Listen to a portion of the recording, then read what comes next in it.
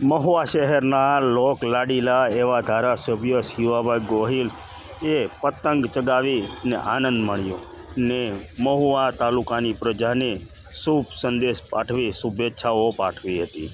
આમ મહુવા શહેરમાં મહુવાના ધારાસભ્ય શિવાભાઈ ગોહિલ દ્વારા તેના કાર્યકરો સાથે રહીને પતંગ ચગાવી અને લોકોને એક શુભેચ્છા પાઠવી હતી ને નાના બાળકોને પતંગ પણ વિતરણ કરવામાં આવી હતી।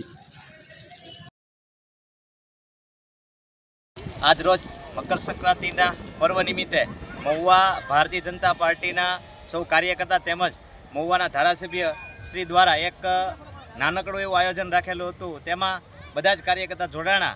આખા તે ગુજરાત અને ઇન્ડિયામાં જ્યારે મકર સંક્રાંતિનો પર્વ ઉજવાતો હોય તેમાં આપણા ગુજરાતમાં પણ અમદાવાદ ખાતે પતંગ ફેસ્ટિવલ યોજાણો। એમાં લગભગ 54 જેટલા દેશોએ ભાગ લઈ અને આપણા પતંગની જે ઉત્સવ છે તેને ઉજવ્યો હતો। આજે એ ભાગરૂપે મહુવાના કાર્યકર્તાઓ અને મહુવાની જનતાએ પણ ખૂબ ભારપૂર્વક ઉત્સાહભેર આજે આ ઉત્સવને ઉજવ્યો છે।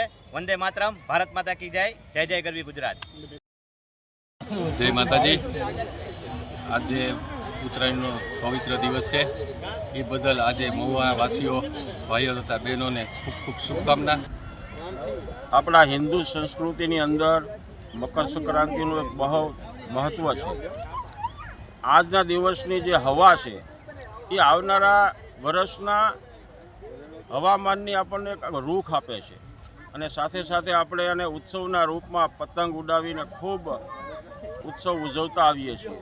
પરંતુ રાજસત્તાની સાથે સાથે આપણી પરંપરા, આપણા ઉત્સવો, પ્રસંગો અને એની ઉજવણી એ પણ નરેન્દ્રભાઈ મોદી ગુજરાતના મુખ્યમંત્રી બન્યા અને કાઇટ ફેસ્ટિવલની જ્યારે શરૂઆત કરી ત્યારે 350 જેટલા દેશના પતંગના રસિયાઓએ ભાગ લીધો રિવરફ્રન્ટ સાબરમતી ખાતે અને ત્યારથી આ એક વિશ્વ લેવલે આપણી કાઇટ ફેસ્ટિવલને મૂકી અને આપણી મકર સંક્રાંતિને જે ગૌરવ અપાયું છે આપણા પર્વને, આપણા ઉત્સવને, એ બદલ અમે સૌ ગુજરાતીઓ ખૂબ ગૌરવ અનુભવીએ છીએ અને આજના મકર સંક્રાંતિના દિવસે સૌ ગુજરાતીઓને, ભારતવાસીઓને ખૂબ ખૂબ અભિનંદન।